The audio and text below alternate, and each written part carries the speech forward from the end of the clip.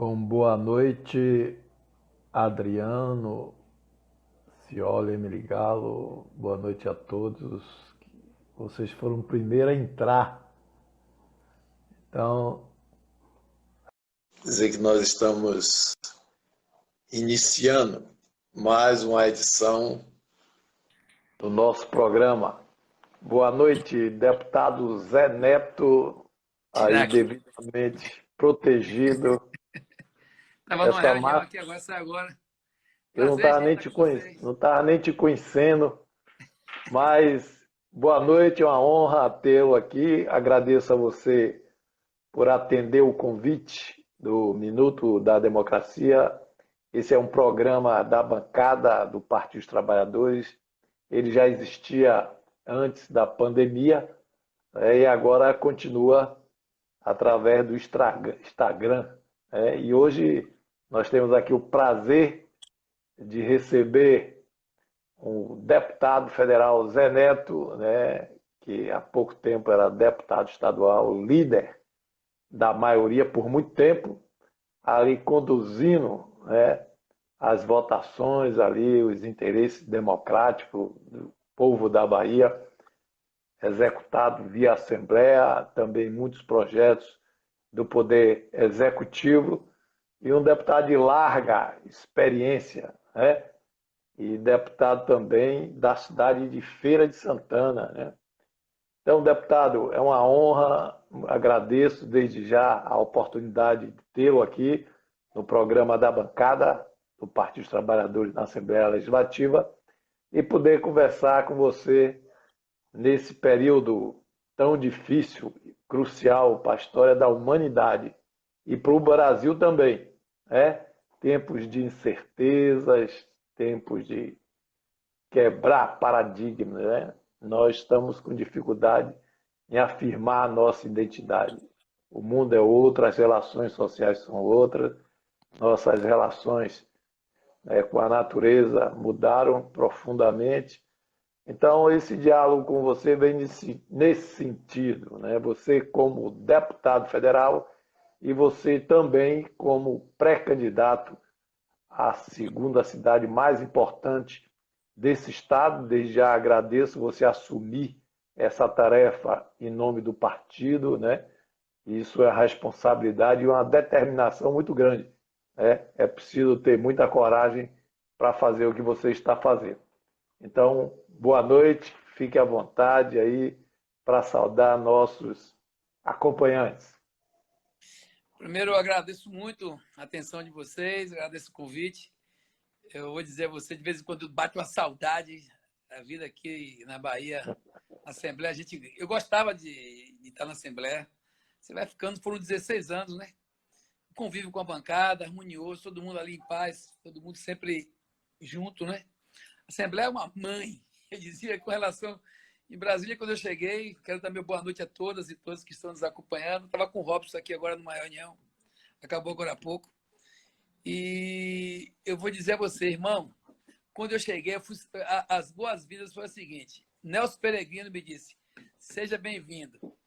Aqui, bezerro berra e mano reconhece.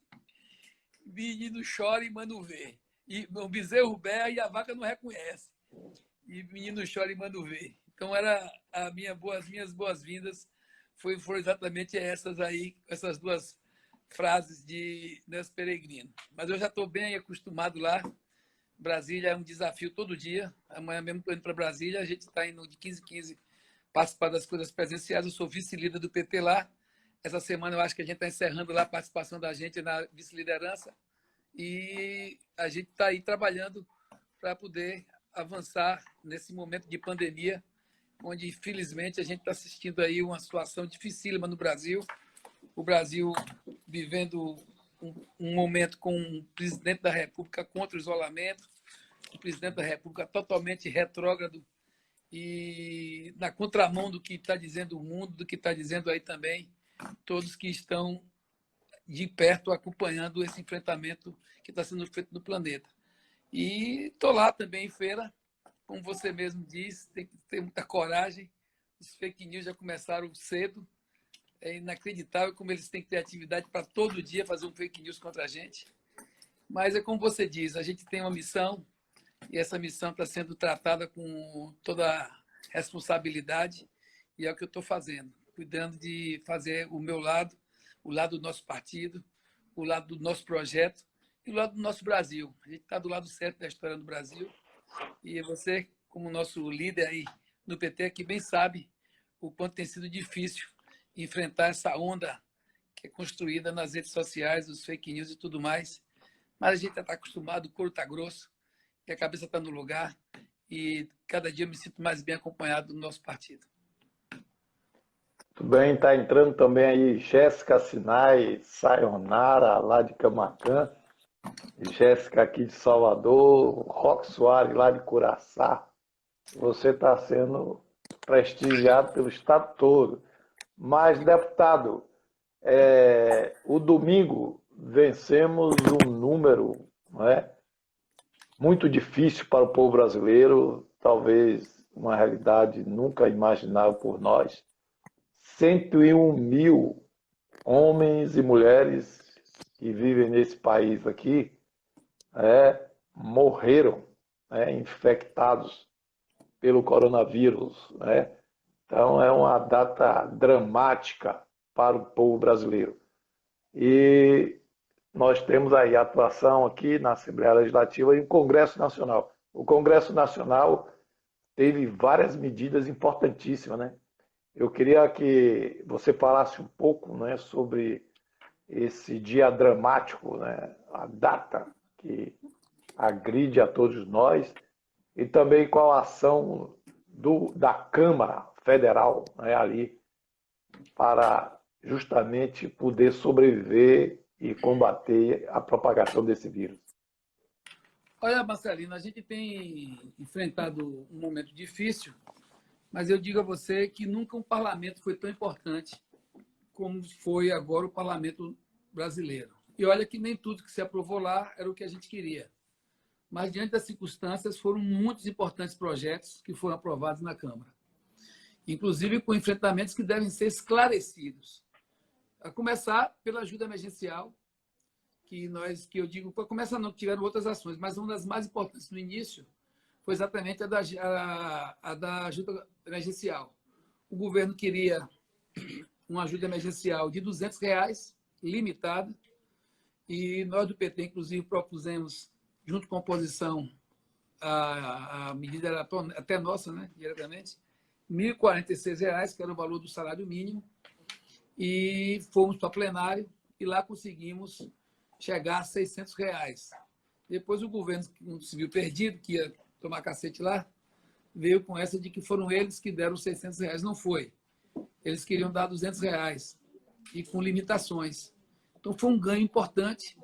Depois a gente conseguiu agora evoluir por mais 3 meses e mesmo com toda a demora na entrega da prestação, que você lembra quanto foi complicado, né? Eles entregarem o que tinha sido aprovado. E olha que o que foi aprovado no Congresso modificou praticamente tudo que eles tinham na cabeça. Então, o parlamento teve um papel importante naquele momento. Teve outros momentos importantes com relação às empresas. Nós aprovamos várias ajudas a empresas de pequeno e médio porte, inclusive microempreendedores. Pena que o governo federal ele não tenha executado adequadamente e demora muito tempo também para sancionar, como aconteceu com a própria ajuda emergencial. Nós aprovamos também ajuda emergencial para a cultura, e você está aí acompanhando conosco que não, para sair do Congresso, para sair do Senado, para que o governo libere, ainda estamos nesse compasso aí de espera, mas a aprovação que saiu inicial, que foi muito importante, veio de lá do governo da Câmara Federal, e nós temos a ajuda que nós também conseguimos, inclusive tem até uma emenda minha, que é a emenda 95, da lei que aprovou ajuda emergencial para a agricultura familiar de R$10.000, inclusive essa parte dos juros e do prazo de carência é nosso, 1% de juros ao ano, com prazo de carência de 5, 10 anos, com prazo de retorno de 10 anos. Esses são recursos importantes que chegam nesse momento Agora estamos já trabalhando para que o governo faça parte dele na liberação. Foi também já aprovado lá no Senado e a gente está caminhando com outras medidas dentro dessa órbita aí. Conseguimos medidas protetivas para mulheres, conseguimos ajudas diversas para diversos setores da sociedade. Então, o papel de lá do Congresso, da Câmara Federal e do Senado foram muitíssimo importantes nesse momento. E a gente está com algumas outras, e o PT, especialmente, tem sido protagonista. Agora mesmo, Marcelino, eu estou lá tentando olhar uma medida importante nesse momento. Eu vi você conversando com Jerônimo sobre e trabalhando lá num projeto de lei que é de meu, que diz a necessidade de uma situação nova do Brasil que é posto como desafio, termos essa de forma mais inclusiva, que é a situação da internet e do computador em casa. Eu digo que é uma situação da inclusão da informática no dia a dia dos estudantes mais carentes, especialmente no que diz respeito das escolas públicas, que esses são os carentes, os mais carentes. A gente está propondo que o Fundo de Telecomunicação, que tem quase 22 bilhões, arrecada em torno de 1 bilhão por ano, esse FUST, a gente está propondo que esse projeto consiga tirar desse FUST o recurso para que cada aluno da Escola Pública Nacional do Ensino Médio Básico e todo tenha um computador em casa e internet. Ou seja, para promover a inclusão dos estudantes das escolas públicas do Brasil inteiro e que possa um computador e para esse novo momento da educação que vai passar muito, mas muito mesmo, na cidade que vemos, inclusão também na parte de tecnologia e nessa questão aí da rede social, e a gente tem visto tem sido uma utilização, tem tido uma utilização particulares e pelo mundo afora. Tem muitos locais que não têm internet e muitos estudantes que não têm condição de comprar um computador. Então, esse é mais um projeto que nós estamos trabalhando lá, já de 250 deputados que assinaram para a sua liderança. Essa semana a gente consegue botar esse projeto e tentar essa votação desse projeto, como fizemos lá com o projeto que garantiu ajuda para os trabalhadores da agricultura familiar, os trabalhadores do campo, que agora vão receber R$10 mil de ajuda emergencial, até R$10 mil, para tocar um pouco das dificuldades pelo Brasil afora, na agricultura e no campo. Agora, um pouco.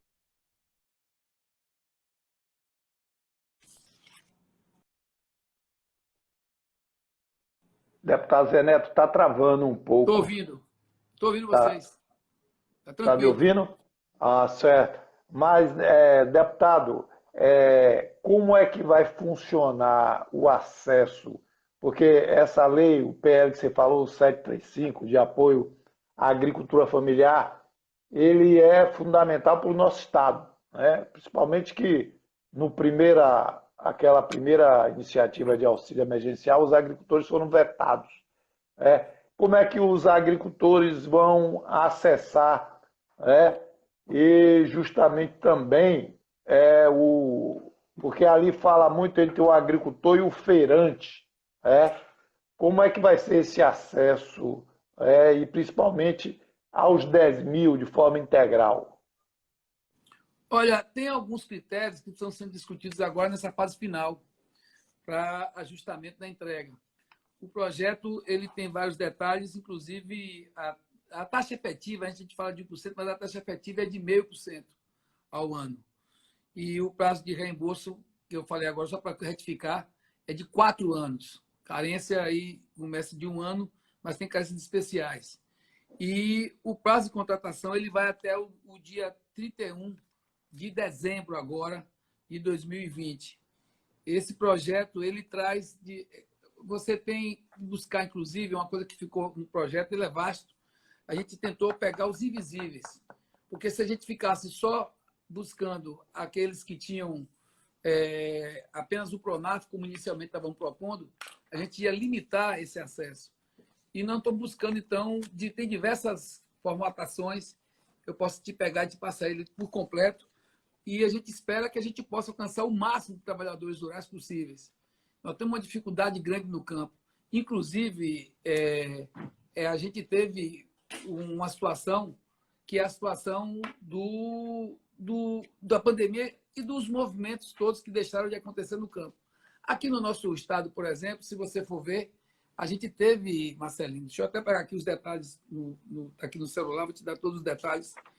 A gente teve um momento de dificuldade com relação ao fato de que a gente estava produzindo, não tinha como nem escoar, não tinha como vender, porque parte da produção não podia transitar, teve esse momento. E também teve um momento que a gente viu os hotéis fechados, as escolas fechadas, que boa parte dessa produção escoava também para a produção no interior, principalmente para a merenda escolar, e de alguma forma isso chegava.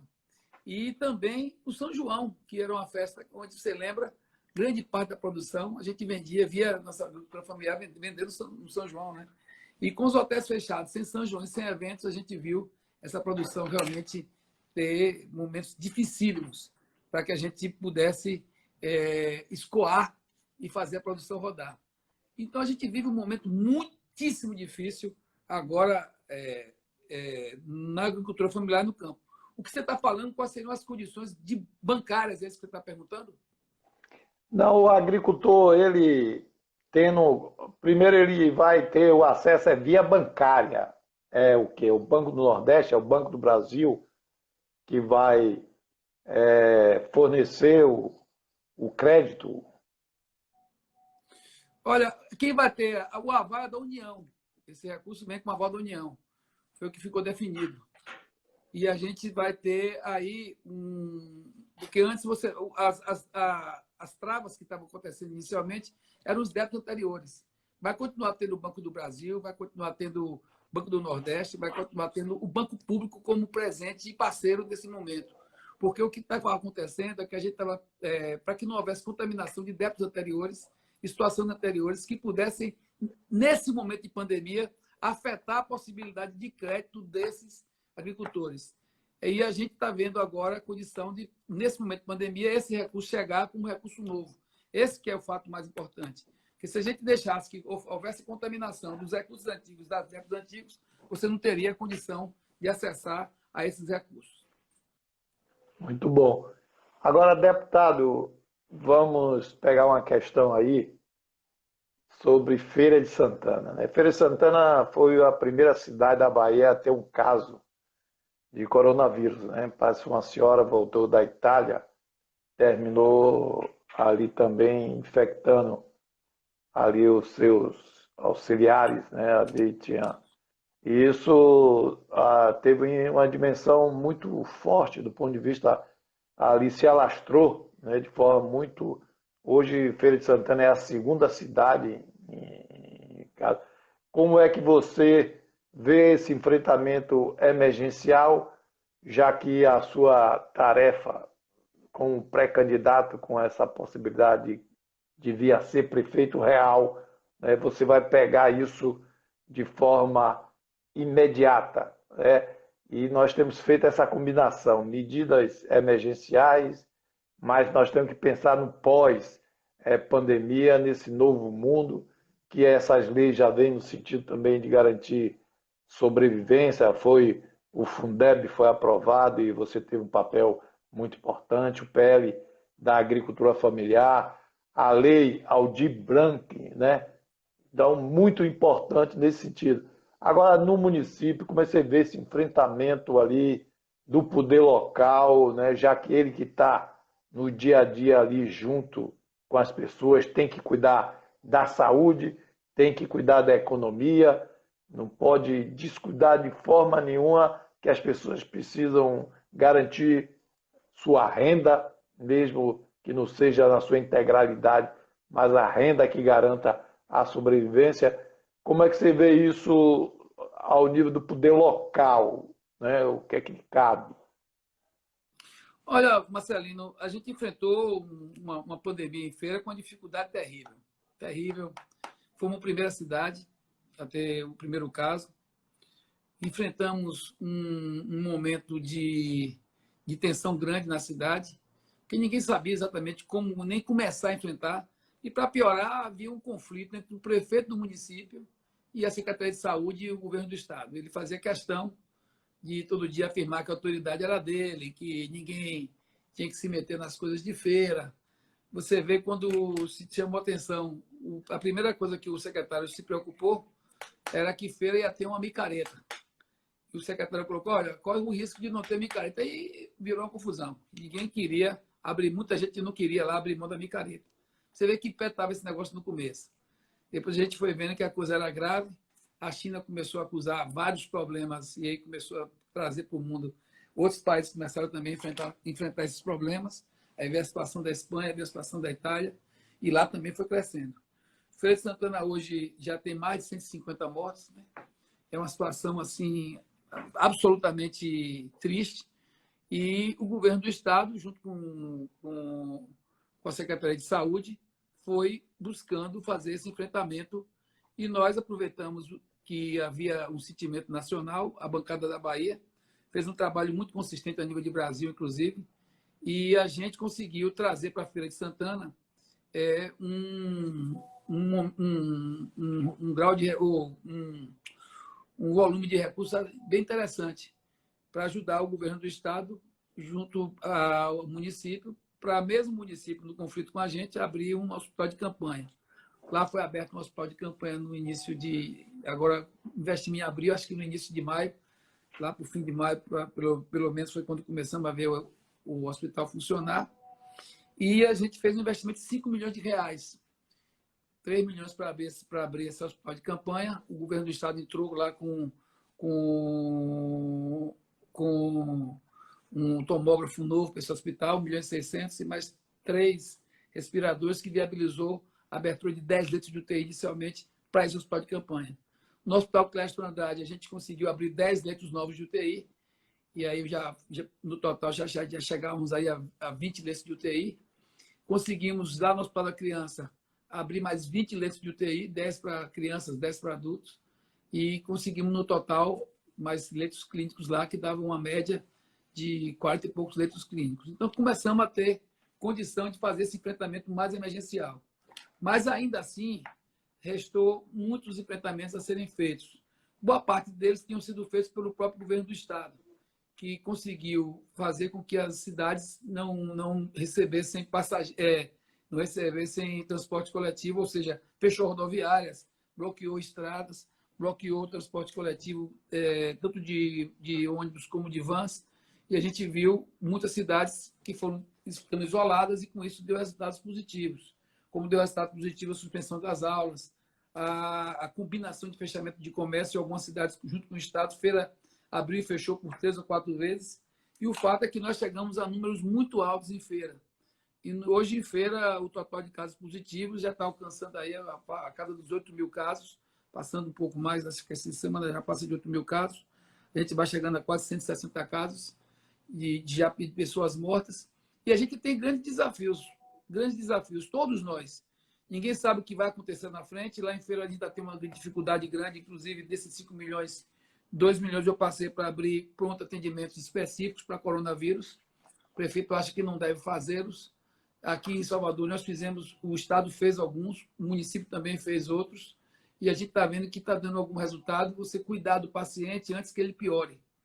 Eu acho que vai ser um grande desafio lá para frente, não muito distante, a gente ter uma estrutura montada que melhore a atenção básica para os pacientes, que melhore o atendimento específico de quem tem síndromes gripais, que possam culminar, inclusive, no coronavírus, e a gente ter condição de fazer o rastreamento desses pacientes. O que vem dando certo no mundo é você, logo cedo, conseguir fazer com que o paciente ou com que o suspeito faça o teste e se ele tem o coronavírus, ele vai passar a ter um atendimento imediato a partir daquele instante, e daí rastrear as pessoas que ele teve presente, que ele teve contato, para daí fazer uma segregação desses pacientes. Mas não tenho dúvida nenhuma, Marcelino, que essa situação do coronavírus, tanto em Feira como na Bahia como no Brasil, exige de qualquer governante, de qualquer governo, um atendimento social mais, diria, mais intenso. Você viu que no começo começou com quem viajava, né? Quem foi na Europa, voltou, parecia uma doença que só pegava em rico. Pensavam isso no começo, né? E a gente foi vendo que hoje, quando a gente vai ver um mapa de quem morreu, as pessoas que mais morreram no Brasil foram as pessoas mais pobres, as pessoas que moram em bairros ou em periferias mais carentes.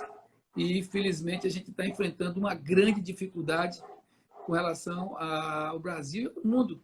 E mostrando que onde tem menos atendimento de saúde, diria, de atenção básica, de universalização desses atendimentos públicos, a gente tem mais casos, como é o caso dos Estados Unidos, que hoje você vê não ter uma universalização da saúde lá, mostrou um mapa de quem morreu, que quem mais morre, como aqui no Brasil, acaba sendo as pessoas mais carentes, as pessoas que têm menos condição de buscar uma saúde mais adequada e uma condição mesmo financeira e social de ter uma vida mais nutrida e uma condição de mais cuidado do atendimento público.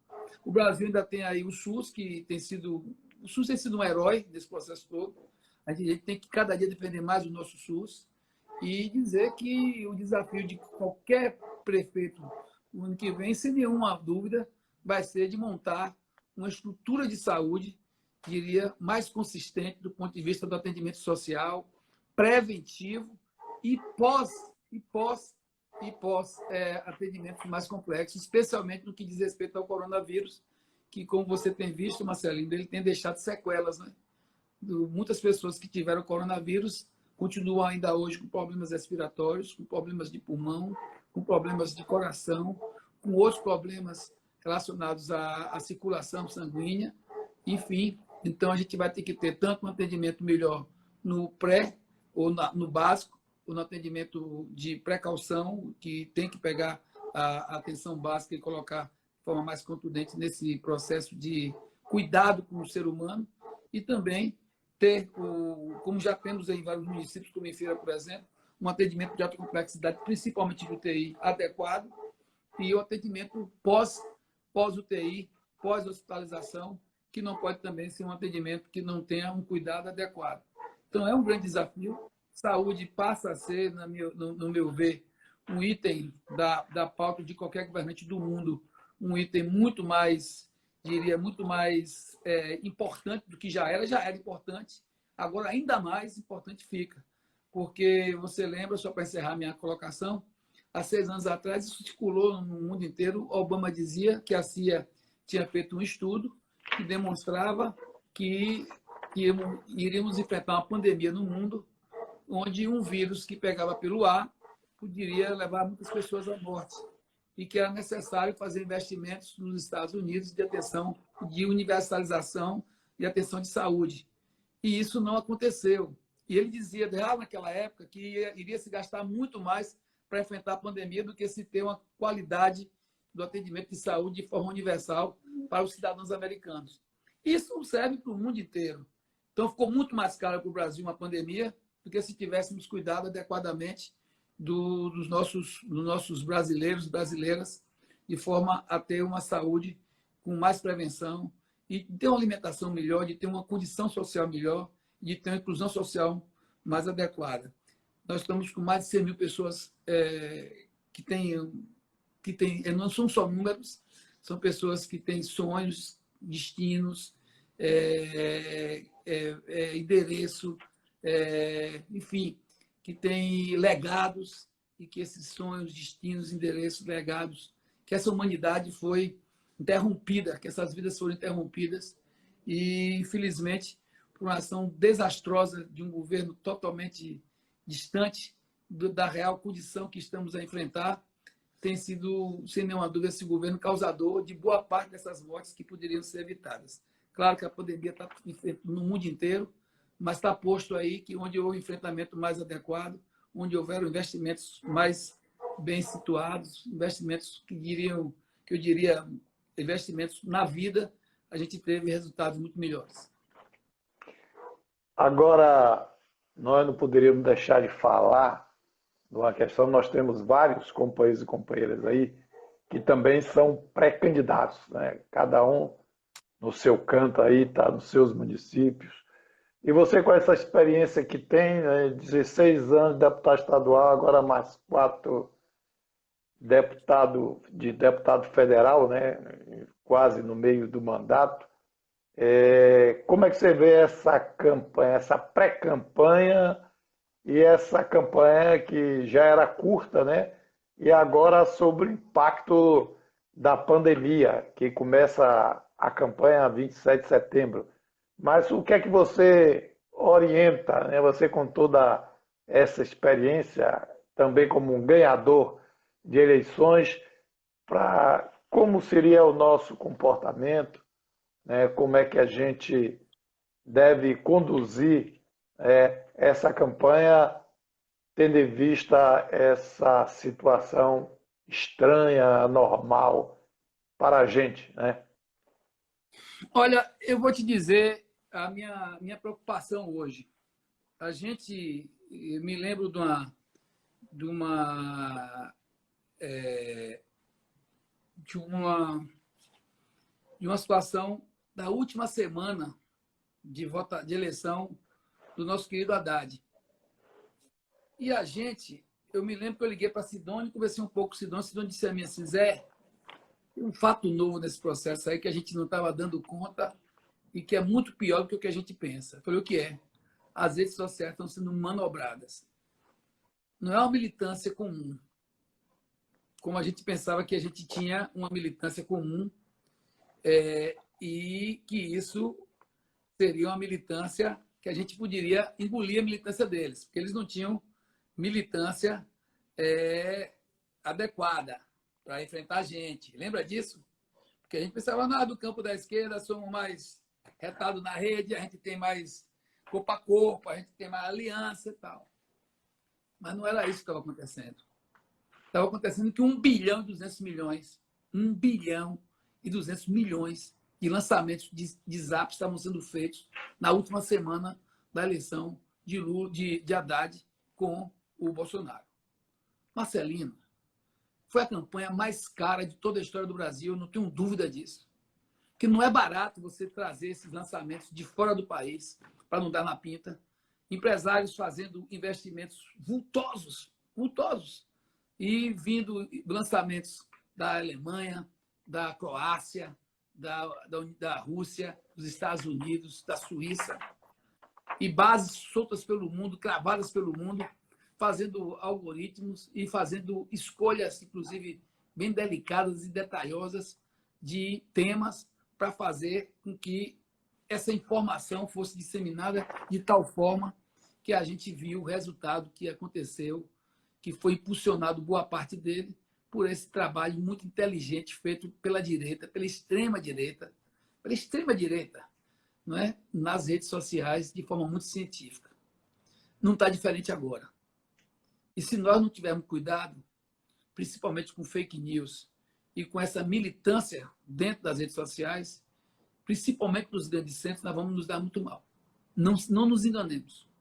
Não está fácil. Um lançamento de zap custa 20 mil reais. Da feira custa 20 mil. Aqui deve ser mais em Salvador. E lá a gente já descobriu vários. E o que é esse lançamento de zap? São lançamentos que eles fazem que chegam à cidade toda.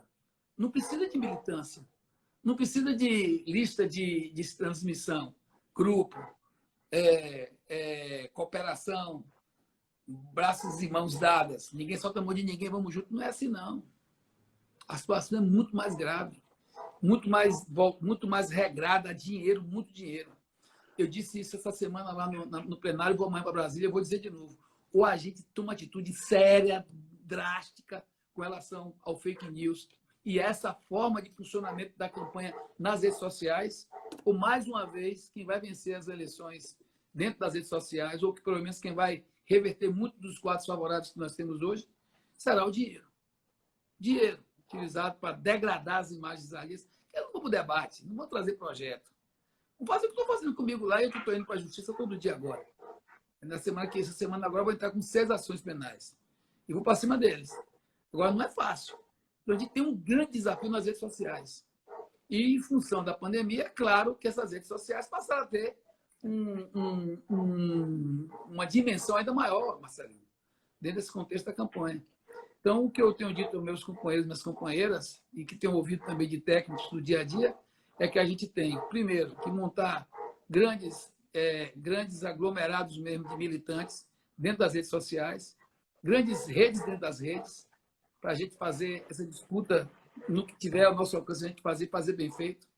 A gente tem que lembrar que o corpo a corpo, se ele não vai se dar na dimensão que nós tínhamos no passado, por conta da pandemia, a gente, de uma forma ou de outra, vai ter que fazer. O próprio Lula teve lá semana passada, deu uma entrevista, Marcelo, ele disse: Zé Neto, eu vou aqui te dar todo apoio, vou para aí, estou aqui hoje dando entrevista, já pedi que marquem mais entrevistas para mim, mas o que vai funcionar ainda é você convencer a sua cidade que você está preparado para a sua cidade. Então, os temas, não se engane, vão ser temas muito locais e a gente tem que saber como colocar o nosso projeto nesses temas locais, adequando o nosso projeto nesses temas locais e lembrar que a rede social vai ter essa importância que eu disse e não esquecer de que nós estamos em pandemia, é botar uma máscarazinha e pelo menos conversar com as pessoas-chave das comunidades e fazer visitas, mantendo aí os protocolos todos que forem necessários, para que a gente também não caia na bobagem de achar que era como antigamente. Não é, mudou tudo. Então, é um grande desafio. Mas, por outro lado, se tem todos esses enfrentamentos, essas dificuldades, por outro lado, eu vejo como um momento de grande expectativa positiva para o PT. Eu não tenho dúvida nenhuma disso. Eu ando pela Bahia, ando aí pelo Brasil, ando muito na minha cidade. Lá nós estamos vendo, até pela nossa candidatura, Marcelinho, e que está muito bem, graças a Deus, até aqui tem dado bons resultados, não só do ponto de vista numérico, mas do ponto de vista também qualitativo. A gente tem acho que tem uma grande possibilidade de ter êxito nessa caminhada da gente. E eu não vejo outra coisa. As pessoas estão enxergando o que está acontecendo com o Brasil e, sem nenhuma dúvida, o trabalho social que foi realizado pelo PT, de inclusão, de percepção da vida dos brasileiros, eu acho que esse trabalho vai estar agora, mais do que nunca, florescendo nas mentes e corações do nosso povo. O pior momento que nós enfrentamos foi 2016, e até o próprio Lula diz isso, o Haddad também, diz assim, como é que a gente enfrentou 2017, até a gente não sabe. Eu me lembro que na última semana eu fui candidato a prefeito, na última semana prenderam Palocci, que agora, né? Disseram agora é que saiu a história de que Palocci, aquela delação, não podia estar naqueles autos, né? Mas sempre foram 4 anos depois que apareceu essa novidade jurídica. Então, a gente sobreviveu em 2016, enfrentou um 2018 dificílimo. Aqui na Bahia nós somos referência nacional e eu espero, para minhas amigas, meus amigos, companheiros que estão nos ouvindo nesse momento, e que a gente tenha um pleito, com essas dificuldades que eu coloquei inicialmente, mas que a gente tenha um pleito muito exitoso, até pelo número de filiados que o PT conseguiu agregar agora nesse último ano, né, Marcelino? E também pelo grau de unidade que nosso partido consegue estabelecer, pela nova liderança que nós temos aí à frente do nosso partido, que é o nosso presidente, está dando uma demonstração clara de uma mudança grande de linguagem, não só por conta dele só, mas de todo o conjunto do partido, que entendeu que a gente precisa formular novas linguagens e se adequar a esse novo momento que a gente está vivendo. Então, eu acho que a gente tem grandes dificuldades para serem enfrentadas, grandes desafios, mas isso é a nossa história, isso é o que faz parte das nossas caminhadas, já está tatuado nos nossos corações e mentes, como eu disse agora há pouco, essa forma PT de ser, de enfrentar as dificuldades, mas de carregar muita esperança e carregar muito o legado positivo do que foi construído nesses anos todos que tivemos à frente, tanto do governo do Estado como dos governos federais, que servem de exemplo até hoje para o mundo. Mas nós temos aqui, Zé Neto lhe prestigiando, Marta Rodrigues, vereadora de Salvador, a deputada federal Elisângela, aquela que está mais empenhada na sua campanha aí. E vai ser deputada federal e por conta de ter um prefeito em Feira de Santana, né? Mas nós estamos chegando aqui no nosso tempo e eu queria agradecer a contribuição que se deu a esse país, a esse Estado, votando lá, orientando a votação, discutindo e defendendo um salário mínimo, né? Naquele auxílio emergencial que chegou aos 600, ele queria 200, graças à bancada do Partido dos Trabalhadores e a sua presença lá, a lei da agricultura familiar, a PL 735, também com a sua contribuição ali, com emenda, a lei Aldir Blanc, enfim, o papel que tem que cumprir um partido comprometido com o seu povo e principalmente nesse momento inusitado, nunca imaginado que viveríamos uma situação como essa. Mas o partido está lá respondendo, cumprindo a sua obrigação e isso feito pelos os seus representantes. Então, meus parabéns à tua atuação lá. Sei que ali os corredores são largos, mas quem sabe o que vai fazer ali se encontra, não se perde. Então, essa bancada, a bancada baiana tem tido uma atuação das mais elogiáveis e aqui eu te agradeço. E também pelo seu papel hoje de nos representar em Feira de Santana. Desejo boa sorte. Estaremos juntos, estamos juntos, estaremos sempre, porque ali é uma parte da nossa missão nesse país como um todo, que é fazer esse enfrentamento ao genocida, e aqui cumprir tarefas executivas, no sentido de executar o nosso discurso, o nosso programa. Então, eu lhe agradeço por tudo e lhe deixo agora à vontade para que você, questão ou outra que tenha ficado menos esclarecida ou que você acha que é conveniente, necessária, você fale mais um pouco, porque agora nós estamos chegando ali ao pico, tem muita gente nos acompanhando e você é um dos recordistas aqui de presença. É um pé quente. Deputado Zé Neto. Grande Marcelino, eu queria agradecer aí a audiência e dizer a Elisângela que eu passei para você, passei para a Priscila agora, acabei de passar para a Priscila os detalhes que você pediu sobre a questão bancária. Como eu disse a você, são recursos que vão ser bancados, a garantia vai ser dos recursos da União, e eu estou te passando aí todos os detalhes de como esses financiamentos vão se dar. Inclusive, Marcelino, o beneficiário fala das linhas de crédito, como será feita a distribuição, quem vai assumir os riscos, como eu falei no caso da União. Falar também de todos os detalhes que você estava perguntando, porque são muitos detalhes que foram tratados aqui, e inclusive até os custos decorrentes do financiamento que vão ser assimilados pela União. E eu queria aqui dizer que a Elisângela foi uma peça muito importante. O núcleo agrário do Partido dos Trabalhadores foi muito importante nesse projeto. Inclusive, como eu disse a você no começo, a emenda 95 do projeto aprovado foi oriunda de um projeto nosso, que nos orientou, inclusive, nos ajudou a construir, foi a FETRAF junto com a Elisângela, e é um papel importante que ela tem a nível nacional. Fiquei impressionado sim, com a estatura dessa baiana retada, que é a Elisângela, a nível nacional. Dá um abraço em Martinha aí e dá um abraço em todas as pessoas que estão acompanhando aí, nesse momento, a nossa live. E, mais uma vez, dizer a você que a gente tem que, cada dia, a gente vai se aperfeiçoando em CPT. CPT é aprender cada dia mais e mais que nós somos coletivo, que nós somos democracia, que nós somos diferentes iguais, que nós temos nas nossas veias, nos nossos corações, nas nossas lutas, as tatuagens dos nossos caminhos, todos foram foram tatuagens que foram deixando em nós um grau de resistência tal que a cada dia a gente encontra mais fôlego para seguir em frente. E eu não tenho nenhuma dúvida da importância das eleições baianas no contexto nacional, preparando a nossa volta para 2022.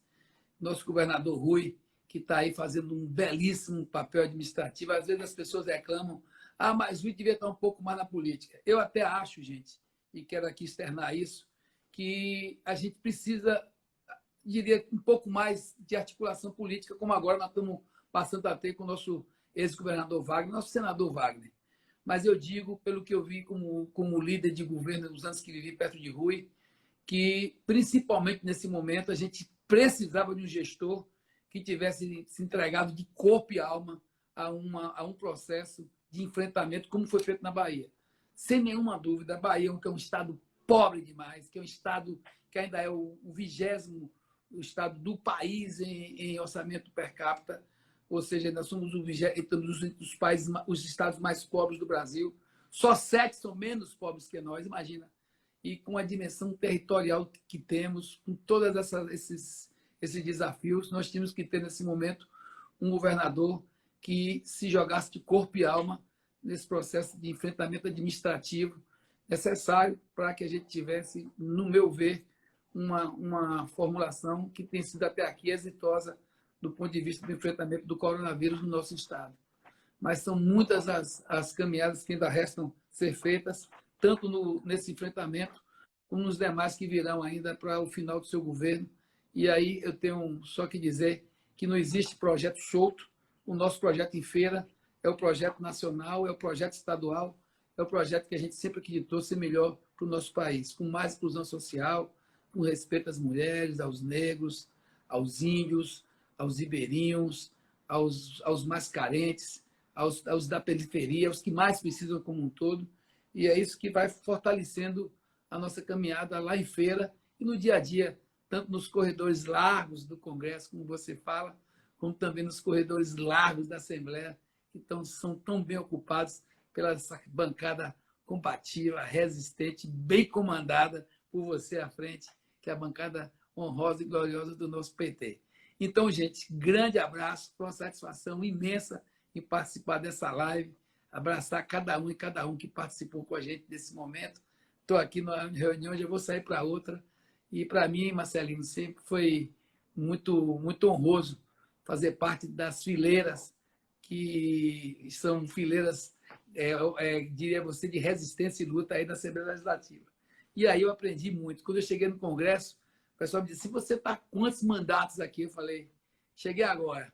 É porque lá na Assembleia a gente aprende cedo a fazer política e saber exatamente o que defender, a quem defender e por que defender. E é isso que eu aprendi nessa caminhada aí na Assembleia, junto com a bancada do Partido dos Trabalhadores. Grande abraço, Marcelino. Foi uma satisfação imensa poder estar contigo aqui nessa noite. Então, deputado, agradecer esse tempo que você tirou da sua corrida em Feira de Santana aí, mas siga agora, né? Tira esse tempinho aí. Esse tempo foi muito precioso para o Minuto da Democracia. Dá um abraço aqui também, Pedro Melo, pré-candidato em Feira. Pedir desculpa àqueles companheiros que eu não pude registrar o nome aqui, foram muitos e muitas. Se eu ficar só registrando o nome aqui, não dava para ouvir direito o nosso pré-candidato, o nosso deputado. Então, deputado, muito obrigado, foi uma honra conversar com você. Conte com a bancada do Partido dos Trabalhadores na Assembleia e até a próxima. Nós vamos fazer uma live específica para detalhar o PL 735 para que nossos agricultores familiares acessem e tenham a condição de garantir, né, a sua sobrevivência nesse momento. Muito obrigado por ter se empenhado nesse projeto e em todos aqueles que vêm hoje garantindo a sobrevivência do nosso povo. Boa noite a todos, um grande abraço. Valeu!